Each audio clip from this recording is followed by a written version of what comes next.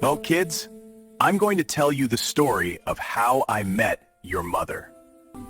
Back in 2005, I was just a guy searching for the one. That night, Marshall planned something huge.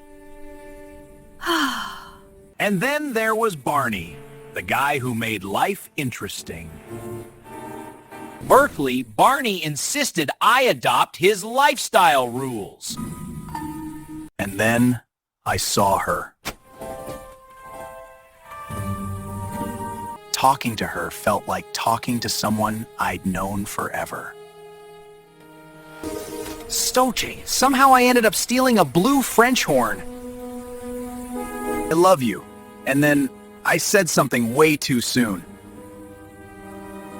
But our story had only just begun.